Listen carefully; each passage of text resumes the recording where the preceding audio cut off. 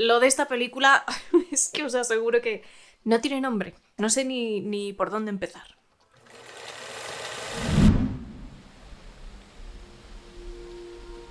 Cuéntame una historia. ¿Qué historia quieres? Una que te emocione. Antes de empezar a hablar de Hamnet, os recuerdo que os podéis suscribir a mi canal, que es totalmente gratis y me ayudas muchísimo, es solo un clic. Y te recuerdo también que tengo página de Patreon donde puedes escuchar un podcast exclusivo 2 veces al mes. Te dejo el enlace en la caja de descripción. Y no te olvides de seguirme en Instagram. Tengo tanto que decir sobre esta película que yo creo que me voy a quedar sin batería, pero bueno. Hamnet se estrena el próximo viernes, día 23 de enero en cines. Y es, sin ninguna duda, para mí, la mejor película del año 2025. Hamnet está dirigida por Chloe Zhao, conocida sobre todo por su trabajo en Nomadland, The Rider y también The Eternals. Este es su nuevo trabajo y os puedo asegurar que a mí me ha dejado en shock. Hamnet está basada en la novela de, si no me equivoco, el año 2021, escrita por Maggie O'Farrell. Una novela que se convirtió en bestseller y ha sido premiadísima y seguramente merecido. No he leído la novela, pero esta es la adaptación escrita por Chloe Zhao con ayuda de la misma escritora. Para que nos entendamos de qué va Hamnet, porque puede que el nombre les suene a algunos. Hamnet es la historia del matrimonio Shakespeare, de William y de Agnes Shakespeare, de cómo se conocieron y de su vida familiar.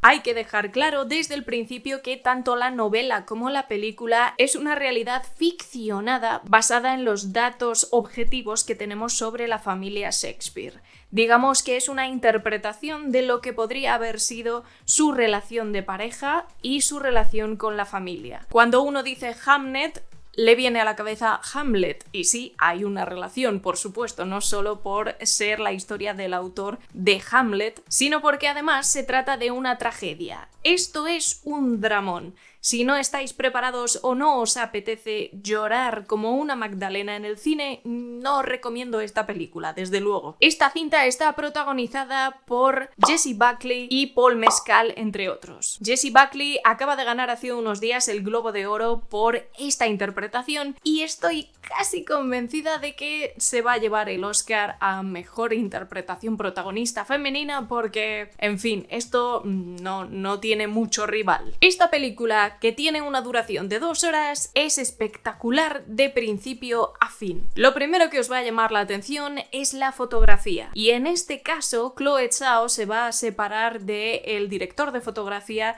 que había sido su acompañante durante sus otros proyectos, que también era su pareja en la vida real. No sé si esto sigue siendo así o no, pero esta vez ha decidido trabajar con el director de fotografía polaco Lukasz Salz, que ha trabajado en obras tan grandes como Cold War o La Zona de Interés.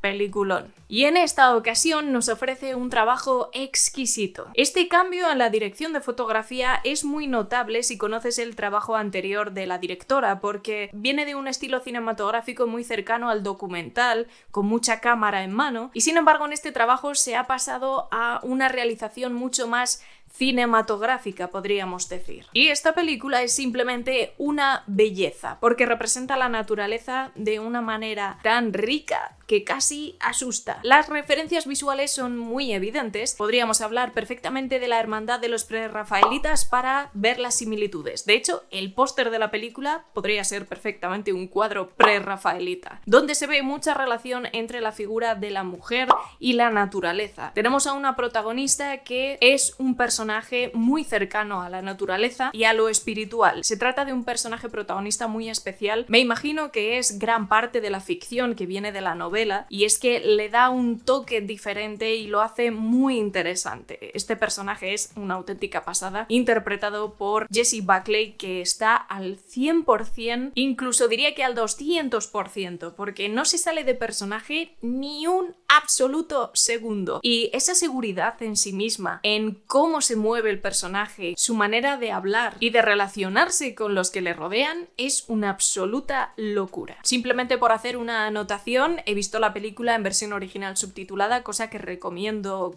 prácticamente siempre, para que escuchéis las voces originales de los actores, y además Jessie Buckley tiene una voz muy peculiar, es muy profunda, muy cálida y se aleja un poco de lo que solemos escuchar en cuanto a voces femeninas. Volviendo al tema visual, como digo, la referencia son los prerrafaelitas, donde vamos a ver muchos parecidos con estas pinturas con un detalle máximo y con una fotografía que ayuda a destacar esos detalles. La vegetación aquí es protagonista y además muestra una naturaleza muy acogedora. No hay ninguna amenaza dentro de esta naturaleza, pero sí que existe un respeto. Y es que esta película de lo que habla en su mayoría es sobre el duelo, sobre las leyes de la naturaleza. En resumen, sobre la vida y la muerte y cómo estas dos personas se enfrentan a la tragedia. Además, se enfrentan a ella de formas muy distintas, lo que convierte a la película en algo muy interesante. Más allá de que estemos hablando de que uno de los componentes de esta pareja es William Shakespeare, no habla tanto del genio, aunque sí de sus sentimientos, de cómo expresa sus emociones a través de su arte, es decir, la escritura, y cómo siente ese propósito que le lleva constantemente hacia ese fin. Digamos que la naturaleza de William Shakespeare es escribir y no puede evitarlo. Pero no es una película que quiera centrarse en el mito de Shakespeare o en su proceso creativo. Esta cinta obviamente os va a recordar a Shakespeare in Love por razones obvias, pero el fin y el desarrollo de este Hamnet es totalmente distinto, no tienen nada que ver. Tampoco podemos decir que Hamnet sea literalmente una película romántica, aunque el amor tiene un gran peso dentro de la historia. Creo que es mucho más reflexiva sobre temas amplísimos y universales, como es, ya os digo, la vida, la muerte, el duelo y cómo compartimos esos sentimientos con otros seres humanos con los que nos rodean y cómo afrontamos esos momentos tan difíciles. Aunque esta cinta no se centre en la figura de William Shakespeare,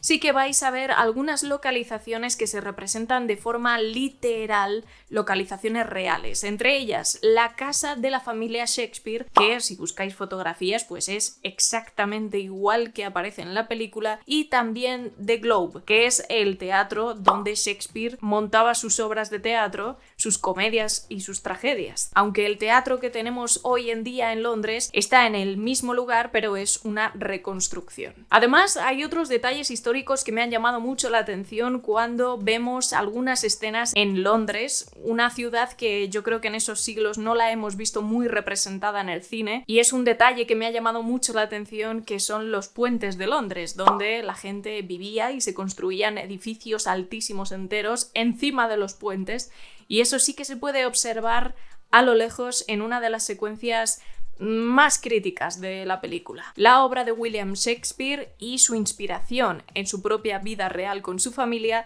es lo que enlaza esta película, pero la protagonista es Agnes. Hay un toque espiritual muy evidente en la película. No habla de religión en ningún momento, pero sí de espiritualidad y conexión con la naturaleza, algo mucho más amplio y, una vez más, universal. Hay algo que llama mucho la atención, y es que la producción de esta película viene de la mano de Amblin, es decir, Steven Spielberg, que recogió además el Globo de Oro a Mejor Película Dramática por Hamnet junto a Chloe Zhao, y también se ven algunos nombres muy interesantes dentro de la producción de esta película, como por ejemplo el director Sam Mendes, ni más ni menos. Dos grandísimos nombres para ponerse a las espaldas de este peliculón con mayúsculas. Jessie Buckley directamente me ha dejado sin aliento. Hay una secuencia en la que me di cuenta de que dejé de respirar. El impacto emocional que crea esta actriz agarrada a este personaje como un clavo ardiendo es una auténtica pasada. Hacía muchísimo tiempo que no veía a una actriz tan entregada a un personaje. Uno de los elementos que acompaña mucho a esta película es la sencillez. Su lema podría ser menos es más. Aunque visualmente es muy rica y compleja por esas imágenes de naturaleza, no es en absoluto una película impostada o artificiosa, ni quiere ser la mejor adaptación histórica que se haya hecho del siglo XVI, siglo XVII. Ese no es su objetivo, se centra en la historia que está contando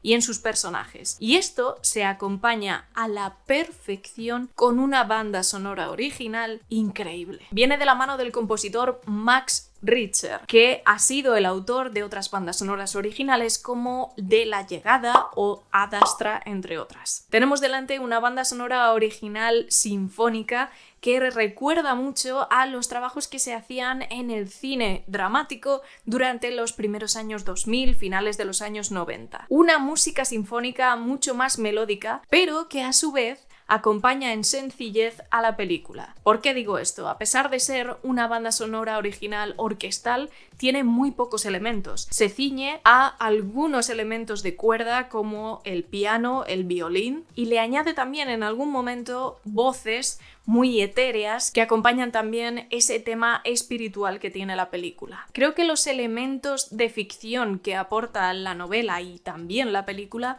son magníficos, porque si se tratara únicamente de una representación de la vida real de William Shakespeare, la película sería muy distinta. Pero todos esos elementos de ficción hacen que se hable de muchos otros temas universales. Es dificilísimo no empatizar con los sentimientos y con la situación de la protagonista y de ambos, por supuesto. Paul Mescal está maravilloso, no tiene tanto metraje como Jessie Buckley. Es cierto que comparten algunas secuencias brillantes. He visto al actor Paul Mescal dar rienda suelta a su sutileza y a esos pequeños microgestos que son una auténtica pasada, pero tiene también otros momentos muy críticos en el que nos regala un monólogo espectacular y que una vez más une la obra de Shakespeare con la historia y lo que está contando esta película. Es una forma de interpretar la obra de Shakespeare y su inspiración de una manera preciosa, sí, triste y muy duro, pero de alguna forma aceptando las partes más ásperas de lo que supone la naturaleza y sus leyes. Cuando estaba viendo esta película, lo único que podía pensar era: esto es un clásico, o se va a convertir en una película que va a marcar un antes y un después. Aunque no lo haga ahora, creo que con el tiempo Hamnet va a ser una obra cinematográfica muy valorada. Y un cine que en mi opinión ya no se hace. Creo que la referencia de esos primeros años 2000 con el cine dramático se acerca bastante a lo que es este Hamnet. Y si hablamos de la competencia que tiene en estos próximos Oscar 2026, claro, se va a enfrentar de cabeza, creo yo, con una batalla tras otra. Son dos películas que no tienen absolutamente nada que ver la una con la otra, pero en mi opinión Hamnet se acerca más a lo que entiendo como cine, como experiencia de contar una historia y de lo que te puede aportar ver una película. Creo que es mucho más longevo y cuando pase un tiempo Hamnet va a seguir estando muy presente, ya que habla de temas universales y que todo el mundo puede entender. En un lado menos positivo, pues es una película más de nicho, en el sentido de que es un drama muy clásico, nunca mejor dicho, y que se dirige a un público que sabe perfectamente lo que va a ver. Si no te gusta el drama, si no quieres sufrir por los sentimientos de otros y no te gusta especialmente empatizar con estas tragedias, no va a ser una película para ti. Es una cinta con un público objetivo mucho más reducido, pero os digo que hacía mucho tiempo que no sentía algo así con una película, os lo aseguro. Para mí, Hamnet es un 9,5 como una catedral. No le puedo poner el 10 porque, no sé, el 10 para mí es perfección absoluta y creo que eso es dificilísimo de alcanzar, pero me parece una obra de arte maravillosa. Espero que en los próximos Oscar Hamnet tenga muchísimas nominaciones. Yo a día de hoy ya le daría el Oscar a Mejor Guión Adaptado con permiso de Frankenstein, aunque me duele, pero es que lo de Hamnet no tiene nombre. Y otros premios como Mejor Banda Sonora Original, aunque sé que Los Pecadores va muy fuerte con Goranson. Para mí el trabajo que ha hecho Max Richter con esta banda sonora es absolutamente precioso, simple, pero con una belleza increíble. Y a veces hacer las cosas simples con belleza es mucho más complicado. Por supuesto, Chloe Zhao tiene que estar nominada como mejor directora este año, porque esto es una auténtica barbaridad. Ella tenía un estilo que no llegaba a convencerme del todo, pero a día de hoy soy fan. Lo que ha hecho aquí creo que es el culmen de todos los trabajos anteriores acumulados. Para mí, su mejor trabajo, sin duda. Y por supuesto la dirección de fotografía, que es inmensa y que este año pues bueno, hay mucha competencia, pero os puedo asegurar que Hamnet me ha dejado encantada, maravillada. Quiero vivir en esa película y me encanta que tanto Chloe Zhao haya apostado por esta historia y esta novela la haya representado de esta manera y que detrás de ella estén Steven Spielberg y Sam Mendes, entre otros muchos, creo que es una garantía de calidad inmensa. Saben perfectamente dónde está el talento, es una auténtica maravilla, poco más puedo decir. Si te gustan las películas dramáticas, Hamnet no te la puedes perder. Así que por favor, cuando la veáis, dejadme aquí abajo en la sección de comentarios vuestra opinión, estoy deseando que la veáis. Yo ya soy Team Hamnet de aquí hasta que salgan los Oscar, porque se ha convertido en mi número 1 de 2025, aunque aquí en España llega bastante tarde. Tremenda obra de arte. Como siempre, te voy a dejar por aquí algún vídeo que puede que te interese y ya sabéis que nos vamos a ver dentro de muy poquito. Cuidaos un montón y disfrutad del cine.